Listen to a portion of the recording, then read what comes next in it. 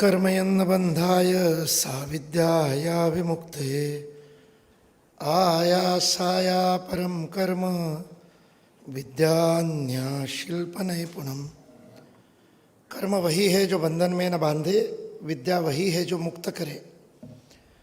अन्य सभी कर्म तो व्यर्थ का परिश्रम और अन्य सभी विद्याएं मात्र कारीगरी है। आदरणीय शिक्षाविद आचार्य वेद जी और आचार्य कोठारी जी, पूजनीय स्वामी जी, यहाँ उपस्थित आदरणीय मातृशक्ति भगिनी वृंद, बंधुओं, भारत माता के प्यारे सपूतों, बहनों और भाइयों, दो उच्च कोटि के शिक्षाविद मेरे साथ मंच पर बैठे हैं, इसलिए शिक्षकों के दायित्व और भूमिका के बारे में जो तकनीकी बातें हैं, जो विशेष बातें हैं, उनके अनुभव से वो बताएंगे।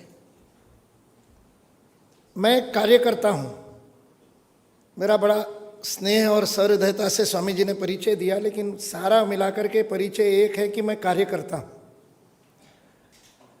और स्वामी विवेकानंद ने जो मद्रास में युवाओं के सामने दिए हुए भाषण में कहा था, जो आश्वासन दिया था स्वामी विवेकानंद ने कि हे मेरे युवा साथियों, मैं तुमसे हृदय के अंतरतम से प्रेम करता हूँ और इसलिए चाहता हूँ कि मातृभूमि के लिए तुम न्योछावर हो जाओ। कैसा अद्भुत प्रेम है!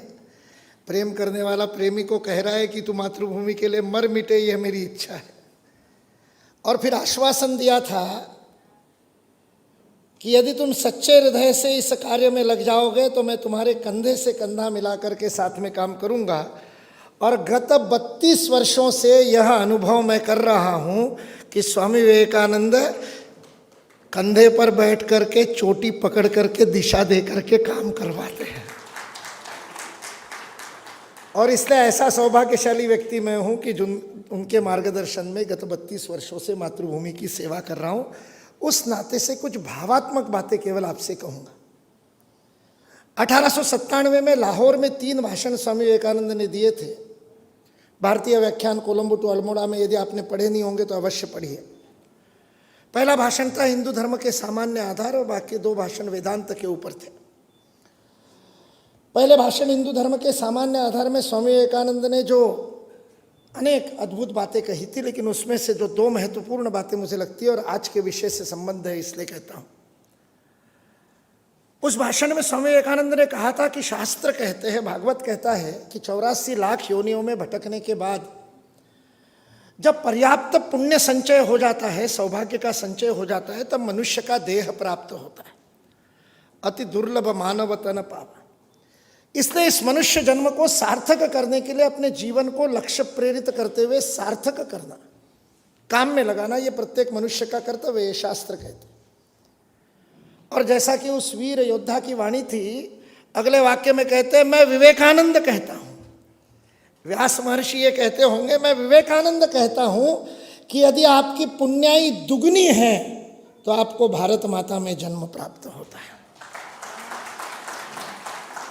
1 गुना पुण्याई से मनुष्य का जन्म, 2 गुना पुण्याई से भारत में जन्म। उसी विवेकानंद का शिष्य होने के नाते जब भारतीय शिक्षण मंडल का दायित्व मिला और गत 10 वर्षों से आप जैसे शिक्षकों के साथ करीब से कार्य करने का अवसर मिला और निकटता से आप शिक्षकों के तप को, त्याग को, परिश्रम को देखा, नए भारत के गठन के लिए आप जिस प्रकार से कार्य करते हैं उसको देखा करीब से, तब मेरी माँ की एक बात याद आई और मैंने तीसरी बात उसमें जोड़ी। 1 गुना पुण्याई हो तो मनुष्य जन्म मिलता है, स्वामी जी कहते 2 गुना पुण्याई तो भारत में जन्म मिलता है। मैं मुकुल कानिटकर कहता हूँ 3 गुना पुण्याई होती है तब शिक्षक बनते हैं। और मध्य प्रदेश के ग्वालियर के पास भिंड करके एक जिला है, बड़ा प्रसिद्ध है बागियों के लिए। वहाँ पर जब मैंने ये वाक्य कहा शिक्षकों के बीच में, तो एक युवा शिक्षक ने पीछे से हाथ ऊपर किया। मैंने कहा क्या हुआ? वो मुझे कहता है कि आप क्या फालतू की बात कर रहे हो। मैंने कहा ये क्या कह रहे हो तुम? बोले आप कह रहे हो 3 गुना सौभाग्य से शिक्षक बनता है, मैं तो शिक्षक इसलिए बना क्योंकि बाकी कुछ नहीं कर पाया। बैंक की भी परीक्षा दी, LIC की भी दी, रेलवे की दी, सब में जब फेल हुआ तब जाके B.Ed किया। तो ऐसे समय में शिक्षा काम आती है। LLB किया है मैंने, 1990 में LLB किया। तो ऐसे कठिन समय में जब ऐसा प्रश्न पूछते हैं तब काम आता है। मैंने उसको तपाक से उत्तर किया, ठीक ही तो कह रहे हो, मेरी बात सिद्ध कर रहे हो। बोले कैसे? मैंने कहा इस जन्म में तो तुम शिक्षक बनना भी नहीं चाहते थे, बैंक में जाना चाहते थे, LIC में जाना चाहते थे, रेलवे में जाना चाहते थे। ये तो पिछले जन्मों की पुण्याई थी, इसलिए उसमें फेल हो गए और शिक्षक बने। केवल हंसी मजाक की बात नहीं, ये वास्तविकता है। और यदि भारत का प्रत्येक शिक्षक, चाहे वो प्राथमिक कक्षा को पढ़ाने वाला हो या आंगनवाड़ी में पढ़ाने वाली आया हो या किसी विश्वविद्यालय का कुलगुरु, यदि उसके मन में ये भाव जागरण हो जाए कि मेरे जीवन में पुण्याई जगी थी, सौभाग्य जगा था, तब मानव निर्माण के इस होम में आहुति देने का यह अद्भुत अवसर ईश्वर ने मुझे प्रदान किया है, यह भाव लेकर के यदि अपनी कक्षा में शिक्षक जाना शुरू हो गया तो और कुछ करने की जरूरत नहीं। पाठ्यक्रम कुछ नहीं होता, पाठ्यक्रमों से व्यक्तित्व निर्माण नहीं होता। व्यक्तित्व निर्माण चरित्र को देख करके होता है। शतपथ ब्राह्मण का ऋषि कह रहा है, स्वम स्वम चरित्रं शिक्षेरन पृथिव्याम मानवा, वयम राष्ट्रे जागृयाम पुरोहिता। वेद का ऋषि कह रहा है शिक्षकों के लिए, राष्ट्र जागरण जिनका कर्तव्य है वह शिक्षक है। और कैसे करेंगे? प्रवचन से नहीं, उपदेश से नहीं, आचरण से करेंगे। आचरण से प्रेरणा देकर के चरित्र का निर्माण होता है, इसलिए उसे आचार्य कहते हैं। जिसके आचरण को देख करके चरित्र का निर्माण होता है। और केवल व्यक्तिगत चारित्र का निर्माण नहीं, राष्ट्रीय चारित्र का निर्माण होता है। क्योंकि व्यक्तिगत चारित्र तो महान हो सकता है, शारीरिक, मानसिक, बौद्धिक, भावनात्मक, आध्यात्मिक। महर्षि अरविंद के बताए हुए 5 स्तरों पर व्यक्तित्व का इंटीग्रेटेड एकात्म विकास भी हो जाएगा और पितामह भीष्म खड़ा हो जाएगा। क्या कमी है पितामह भीष्म में? शारीरिक रूप से क्या कमी है? मन का संकल्प देखिए, भीष्म प्रतिज्ञा, आज तक शब्द प्रयोग करते हैं, ब्रह्मचर्य की पराकाष्ठा। भावनात्मक रूप से देखिए, किसी भी स्तर में इंटीग्रेटेड पर्सनालिटी डेवलपमेंट, एकात्म व्यक्तित्व विकास का आदर्श पितामह भीष्म को कह सकते हैं, किंतु खड़े हैं अधर्म की बाजू।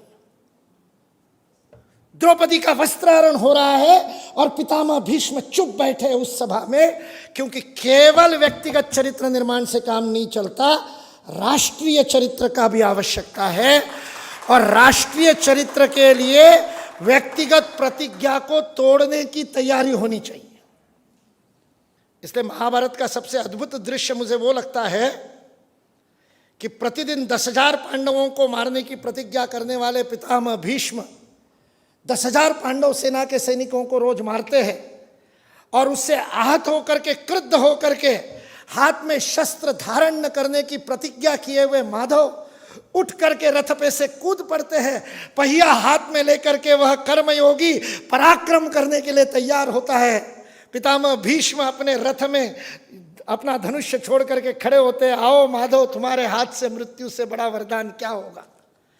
और अर्जुन पैर पकड़ करके कृष्ण को कहता है, अपनी प्रतिज्ञा न तोड़ो, मैं हूं ना। तीनों अपने अपने धर्म का पालन कर रहे हैं, किंतु कृष्ण और भीष्म में यही भेद है। भीष्म ने अपनी व्यक्तिगत प्रतिज्ञा के लिए धर्म और राष्ट्र का साथ छोड़ा, कृष्ण ने धर्म और राष्ट्र की रक्षा के लिए व्यक्तिगत प्रतिज्ञा की भी आहुति दे दी। इसलिए 11 अक्षोहिणी सेना होते हुए भी, सारे के सारे महान व्यक्तित्व होते हुए, भीष्म, द्रोण, आप पहले अध्याय में पूरा वर्णन पढ़िए, सारे के सारे महारथी, मैन ऑफ द मैच तो कौरवों की तरफ से, एक से एक वीर योद्धा। और उससे बिल्कुल 1/3 एक तृतीयांश सेना 7 अक्षौहिणी की सेना लेकर के पांडव खड़े हैं, और उसके बाद भी पांडव विजयी होते हैं, क्योंकि सूत्रे मणिगणायव, उन सारे मणियों को कर्षित करके, आकर्षित करके, चुंबकत्व के साथ जोड़ने वाला कृष्ण पांडवों के साथ है, जो प्रत्येक को अपनी व्यक्तिगत प्रतिज्ञा तोड़ करके राष्ट्र को समर्पित करने के लिए कहता है। धर्मराज युधिष्ठिर को कहता है बोलना पड़ेगा, अश्वत्थामा हता। अर्जुन को कहता है नहीं, कैसे बिना पूछे तूने प्रतिज्ञा ली जयद्रथ को मारने की। प्रत्येक के व्यक्तिगत चरित्र को राष्ट्रीय चरित्र के लिए समर्पित करने का आदर्श कृष्ण है, और यह कार्य आज शिक्षकों को करना है। केवल व्यक्तिगत काम नहीं चलेगा, राष्ट्रीय चरित्र आवश्यक है। इसलिए राष्ट्रीय चरित्र का निर्माण केवल और केवल शिक्षक कर सकता है। व्यक्तिगत चरित्र का निर्माण माँ भी कर सकती है, पिता भी कर सकता है, परिवार भी कर सकता है, मित्र भी कर देते हैं यदि अच्छे मित्र हो तो, किंतु राष्ट्रीय चरित्र का निर्माण केवल और केवल चाणक्य कर सकता है। इसलिए प्रत्येक शिक्षक को चाणक्य बनना पड़ेगा और राष्ट्र निर्माण का दायित्व लेना पड़ेगा। राष्ट्र में समस्याएं अनेक हैं, चुनौतियां अनेक हैं, कारण भी अनेक है। चरित्रहीन समाज को देखते हैं, महिलाओं पर अत्याचार होते हैं। मैं रात को अपनी नींद खराब करके रोता हूं और सोचता हूं कि मैं कहीं कम पढ़ा और शिक्षा व्यवस्था ठीक न हो सकी, इसलिए यह बलात्कारी पैदा हुआ। कोई भ्रष्टाचारी पैदा होता है तो मैं अपने अंदर जाकर के देखता हूं कि शिक्षण मंडल अपने काम में कम हुआ, इसलिए उसके शिक्षक उसके अंदर चरित्र का निर्माण नहीं कर पाए, इसलिए वो भ्रष्टाचारी हुआ। क्या शिक्षक के नाते हम स्वयं को समाज के इन कुरीतियों के लिए दायित्ववान समझते हैं? क्योंकि कारण अनेक हो सकते हैं। आप टीवी को, इंटरनेट को, मोबाइल को, समाज में चल रहे और कंज्यूमरलिज्म को, उपभोक्तावाद को, मटेरियलिज्म को, भौतिकवाद को दोष देने के लिए 50 राजनेताओं को, व्यवस्था को दोष देने के लिए 50 तत्व बता सकते हैं। ये सारे समस्या के, चुनौती के कारण हो सकते हैं, किंतु निराकरण केवल शिक्षक है और किसी के पास निराकरण नहीं है। क्या ये दायित्व लेने की तैयारी है शिक्षक की? शिक्षक होने के नाते सारी मानवता का दायित्व लेने की क्षमता हृदय में, वो सौभाग्य हमको मिला है, वो कार्य हमको करना है। इसलिए राष्ट्र निर्माण करना है, यानी क्या करना? बड़े बड़े सुंदर सुंदर और भवन बन जाएंगे, अट्टालिकाएं बनेगी, नई संसद बन रही है, बड़ी अद्भुत बन रही है, रोड इतने सुंदर सुंदर बन गए, नितिन गडकरी जी लगे हुए दिन रात, प्रतिदिन इतने किलोमीटर बन रहे, चमकदार सड़कें। मैं गाड़ी से कोरोना के समय में, बाकी सारे प्रवास ठीक नहीं थे, मैंने टाटा सफारी से गुवाहाटी तक यात्रा की, 10 दिन में 10 प्रांतों का प्रवास किया। प्रत्येक क्षण नितिन जी को धन्यवाद देते रहे। जिस सिलीगुड़ी से गुवाहाटी जाने में कभी 24 घंटे लगते थे, 9 घंटे में हम पहुंच गए। लेकिन क्या ये राष्ट्र निर्माण है?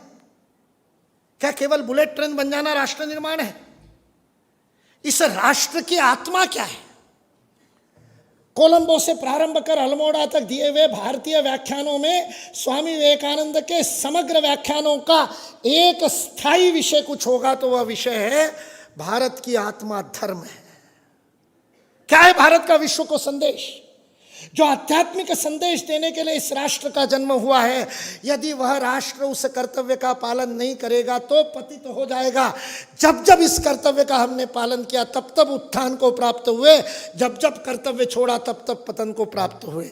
स्वामी विवेकानंद कहते हैं भारत की अधोगति धर्म के कारण नहीं, धर्म को छोड़ने के कारण है, क्योंकि भारत की आत्मा धर्म है। क्या करना होगा? इस देश में देश प्रेमियों की कमी नहीं है। अभी देखिए हर घर तिरंगा में, 2 दिन से अपन लोग देख रहे, श्रीनगर के लाल चौराहे में, लाल चौक में एक तिरंगा लहराने के लिए मुरली मनोहर जोशी को कितना और परिश्रम करना पड़ा था। आज पूरा का पूरा लेह, लद्दाख, कारगिल, द्रास से लेकर तो लाल चौक तक पूरा का पूरा कश्मीर तिरंगों से पट गया है। देशभक्ति की कमी नहीं। 140 करोड़ भारतीयों में 200, 400, 500, 700 स्लीपर सेट छोड़ दिए जाए तो सारे के सारे देश प्रेमी है, मुझे कोई शंका नहीं। जाति, उपासना, संप्रदाय कुछ भी हो, भारत से प्रेम करते हैं। किंतु केवल प्रेम से काम नहीं चलेगा। राष्ट्र निर्माण केवल प्रेम से नहीं होता है। उनको 3 बातों में दोहराना पड़ता है, 3 बातों में उसे अभिव्यक्त करना पड़ता है। वो शिक्षक का काम है। प्रत्येक के अंदर सुप्त राष्ट्र प्रेम को केवल तिरंगा फहराने और जनगण पर खड़े रहने तक और भारत माता का जोर से जयकारा लेने तक नहीं रहने देते हुए जीवन में, आचरण में उतारने के लिए प्रेरित करना, आवश्यकता पड़े तो विवश करना, यह शिक्षक का काम है। क्या करना पड़ेगा? सबसे पहली बात है, केवल प्रेम से काम नहीं चलेगा। क्या भारत के प्रति गर्व करते हैं? क्या गौरव का अनुभव है? नेशनल प्राइड कैसे करेंगे जब हम अपने सच्चे इतिहास को नहीं बताएंगे, जब हम बच्चों को नहीं बताएंगे कि गैलीलियो और कोपरनिकस ने पहली बार बताया कि पृथ्वी गोल है। ये पाठ्यक्रम में पढ़ाते हुए शिक्षक को कहना चाहिए, यूरोप वाले मूर्खों को पहली बार बताया। हम तो पहले अनादिकाल से, रामायण से संदर्भ मिलते हैं। ज्योग्राफी को क्या कहते हैं गुजराती में?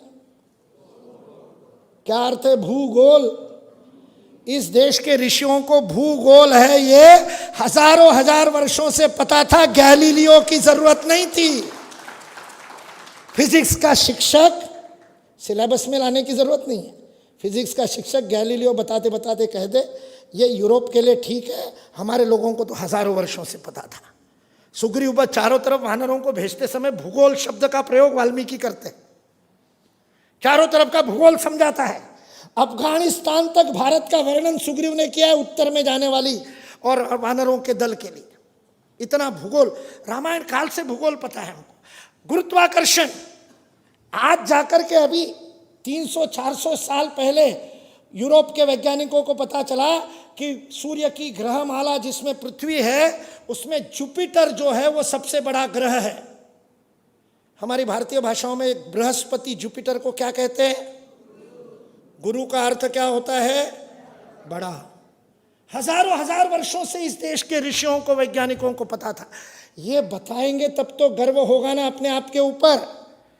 75 वर्षों में एनसीईआरटी के सारे सिलेबस ने भारत के बारे में जितना बताया, उससे ज्यादा मनोज कुमार ने गाने में बता दिया। और जो देखो वही बोलता है 0 दिया भारत ने। अरे 0 नहीं, सारा का सारा गणित भारत ने दिया है। जॉर्ज इफ्रा, IFRA, जॉर्ज इफ्रा नाम के फ्रेंच इतिहासकार ने गणित का इतिहास लिखा 3 खंडों में, हिस्ट्री ऑफ मैथमेटिक्स। और वो जॉर्ज इफ्रा लिखता है और उसकी ये पुस्तक 8वीं कक्षा में फ्रांस में पढ़ाई जाती है, इसलिए फ्रांस के प्रत्येक बच्चे को पता है।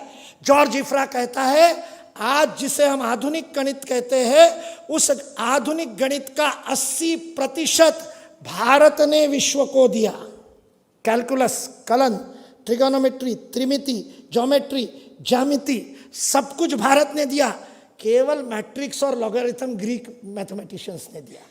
बाकी आज जो मैथमेटिक्स आपको 10वीं में और 12वीं में कष्ट देता है, यूरोपियन लोगों को दोष मत दीजिए, हमारे भास्कराचार्य, आर्यभट्ट, वराहमिहिर की देन है।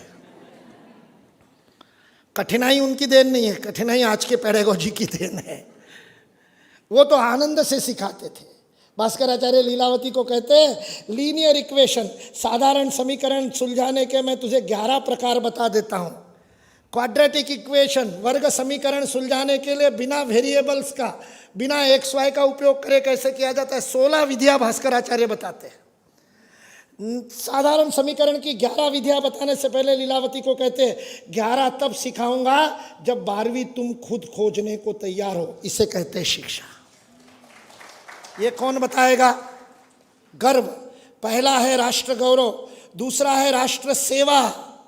मेरे जीवित होते हुए भारत माता का एक भी सपूत यदि भूखा सोता है तो मुझे नींद कैसे आ सकती है?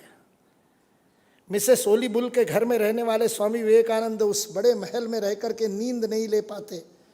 और वो माँ रात को जब पूछती है, स्वामी जी क्या हो गया, क्या कष्ट है, क्या आपका गद्दा बदल दूं, कुछ व्यवस्था में गड़बड़ है। माँ, वो कहते हैं माँ तुमने व्यवस्था इतनी सुंदर की, सोने से पहले दूध पिलाया, लेकिन इस मखमल के गद्दे पर मुझे नींद नहीं आती। माँ कांटे चुभते हैं, क्योंकि जब यहाँ सोता हूँ तो भारत का भ्रमण किए हुए मेरे हजारों लाखों भारतीय मुझे दिखाई देते हैं, जिनको सोने के लिए ऐसी शैया तो क्या, घास की शैया भी नहीं मिलती, धरती को बिछा करके सोते हैं, आसमान की चादर ओढ़ते हैं। माँ, उन भारतवासियों को याद करके मैं रो रहा हूँ। शिकागो से आला सिंगा पेरुमल को लिखे हुए पत्र में लिखते हैं, यहाँ की बालकनी से मैं दिखने वाली इस चकाचौंध को देख करके मुझे मेरा भारत याद आता है। हर भारतवासी के लिए जिसका हृदय रोता था, उस विवेकानंद को चारों तरफ देखने वाले शिक्षक के मन में ये भाव बच्चों के अंदर कब जगाएंगे। 2014 के 15 अगस्त को लाल किले से जब प्रधानमंत्री ने स्वच्छ भारत का अभियान घोषणा की, तो मुझे समझ में नहीं आ रहा था, रोऊं कि हंसूं। 1991 से 91 से विद्यालयों में, महाविद्यालयों में जाकर के बच्चों को और शपथ दिलवाता हूं कि मेरी माँ है, उसे मैं गंदा नहीं करूँगा, मैं साफ रखूँगा। थोड़ी सी क्रूरता से करता हूँ। बच्चों को कहता हूँ आंखें बंद करो और अपनी माँ का चित्र आंखों के सामने लाओ और कल्पना करो कि तुम्हें जन्म देने वाली माँ के गाल पर कीचड़ लगा हुआ है, माथे पर गोबर लगा हुआ है और बालों में पॉलीथीन लटक रही है और नाक के ऊपर पान की पीक है। क्या अपनी माँ का ऐसा चित्र देख सकते हो? यदि नहीं देख सकते तो भारत माता को ऐसे कैसे बना दिया, कैसे मुंह से थूक निकलती है और जमीन पर लिखती है। तो मुझे लगा 2014 में प्रधानमंत्री मेरा काम कर रहे हैं, आनंद हुआ। लेकिन मन में विचार आया, पूरा विश्व इस भाषण को देख रहा है और विश्व के सामने यदि भारत का प्रधानमंत्री कहता है कि भारत को साफ करना, स्वतंत्रता के 70 वर्षों के बाद, 68 वर्षों के बाद भारत को साफ करने का संकल्प लो, तो विश्व को क्या संदेश जाता है कि भारतवासी अपनी मां को साफ नहीं रखते हैं। इसलिए सेवा, राष्ट्र गौरव, राष्ट्र सेवा और तीसरा राष्ट्र कार्य। अपने जीवन में करियर का, आजीविका का, कर्म का निर्धारण करते समय राष्ट्रीय आवश्यकता का निर्धारण करते हुए अपने बच्चे करते हैं कि आपके विद्यार्थी क्यों इस देश का सर्वोत्तम प्रतिभा का धनी छात्र भारत में नहीं टिकता। और हम गर्व से कहते हैं मेरा बेटा अमेरिका में है, मेरा बेटा ऑस्ट्रेलिया में है। 2 गुना पुण्याई थी इसलिए भारत में पैदा हुआ, पाप किए होंगे इसलिए अमेरिका गया। उस पाप का आडंबर इसरो ने आज सुबह सुबह SSLV का प्रक्षेपण किया सफलतापूर्वक। आज सुबह की घटना है। सारे विश्व में केवल 3 देश कर सकते हैं, उसमें से एक भारत बन गया। मैं अपने आप से प्रश्न पूछ रहा हूं, इसरो में जो वैज्ञानिक जाते हैं वो भारत का बेस्ट ब्रेन नहीं है? भारत की सर्वोत्तम प्रतिभा विदेश में जाती है, दूसरे नंबर की प्रतिभा मल्टीनेशनल कंपनी में काम करती है और तीसरे नंबर की प्रतिभा IAS अधिकारी बनती है। चौथे या 5वें नंबर का व्यक्ति इसरो या DRDO में जाता है, वो चौथे नंबर का व्यक्ति जाकर के ऐसा मंगलयान बनाता है कि जो विश्व में सबसे कम समय में, सबसे कम खर्चे में और मंगल पर पहुंचता है। राजकोट के ऑटो रिक्शा वालों से कम प्रति किलोमीटर खर्चा होता है। ये चमत्कार यदि चौथे नंबर की प्रतिभा कर रही है, यदि भारत की सर्वोच्च प्रतिभा भारत में रही, तो आत्मनिर्भर भारत बनने के लिए कितना समय लगेगा। इसलिए तीसरा जागरण जो शिक्षक को करना है वो स्वकार्य, राष्ट्र कार्य। मैं बैंक का कर्मचारी हूं, मैं रेलवे का कर्मचारी हूं, मैं प्यून हूं, मैं सफाई कर्मचारी हूं। मेरा कर्तव्य भारत माता की सेवा का कर्तव्य है। चाहे मैं सरकारी नौकरी में हूँ, चाहे प्राइवेट नौकरी में हूँ, मैं मेरा काम राष्ट्रीय कर्तव्य के रूप में करने लगूँ। प्रत्येक डॉक्टर, प्रत्येक इंजीनियर, प्रत्येक वकील, प्रत्येक चार्टर्ड अकाउंटेंट यदि राष्ट्र भाव से कार्य करने लगे। इसलिए राष्ट्र गौरव, राष्ट्र सेवा, राष्ट्र कार्य, इन 3 बातों का जागरण केवल और केवल शिक्षक कर सकता है। इसलिए ऐसे शिक्षकों को अभिवादन करता हूँ। एक छोटा सा प्रसंग बता करके, व्यक्तिगत मेरे जीवन का प्रसंग बता करके अपनी वाणी को विराम देता हूं। मैं जब 6ठी 7वीं में था, अपनी माँ की कविता की कॉपी लेकर के बैठा। मेरी माँ मराठी में बहुत अच्छी भावात्मक कविताएं करती है। पुरानी कविताएं पढ़ रहा था, पढ़ते पढ़ते एक कविता मिली जिस कविता में माँ ने पहली बार मातृत्व का आनंद के बारे में कविता लिखी थी, जब वह पहली बार गर्भवती प्रेग्नेंट हुई तब। एकदम पढ़ते पढ़ते और तारीख देख करके याद आया, अरे ये कविता तो तब लिखी है जब मैं पेट में था, मैं गर्भ में था। मैं घर का बड़ा बेटा हूँ, माँ का प्रथम पुत्र। तो जब मैं गर्भ में था तब लिखी कविता, तो ध्यान से पढ़ना शुरू किया। माँ ने पहली कड़ी में मातृत्व का वर्णन किया, दूसरी कड़ी में मातृत्व से ही जीवन की पूर्णता है ये लिखा। जीवन परिपूर्ण नहीं होता जब तक माँ नहीं बनते, वगैरह वगैरह। और अंतिम कड़ी में, उस समय तो जय श्री कृष्ण और जय माँ वाली बात नहीं थी, सोनोग्राफी नहीं होती थी, इसलिए अंतिम कड़ी में माँ ने ये अपेक्षा लिखी थी कि क्या होना चाहिए। और उसमें माँ ने लिखा था कि लड़की होनी चाहिए, और आगे लिखा था कि लड़की होगी तो वो आगे जा कर के माँ बनेगी और अपना जीवन पूर्ण करेगी, इसलिए मैं अपेक्षा करती हूँ कि लड़की हो जाए। अब 10-11 साल का बच्चा अपनी माँ की कविता पढ़ रहा है कि मैं जब पेट में था तब माँ को लड़की चाहिए थी, लड़का चाहिए नहीं था।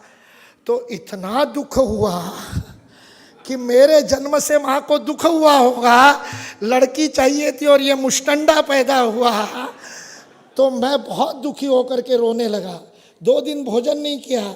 माँ छोटे भाई को पूछती है, ये सबको रुलाने वाला खुद क्यों रो रहा है? छोटे भाई का काम होता है चुगली करना। उसने चुगली की, आपकी कविता पढ़ करके रो रहा है।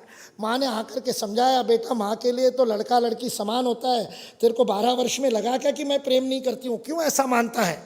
छोटे बच्चे नाराज जितने जल्दी होते उतने से कम समय में राजी हो जाते हैं। राजी हो गया। माँ ने कहा आकर के भोजन करो। मैंने कहा नहीं माँ, एक समस्या तो सुलझ गई, आप मुझसे प्रेम करती हो ये तो समझ में आ गया, लेकिन दूसरी समस्या बाकी है। माँ ने कहा क्या?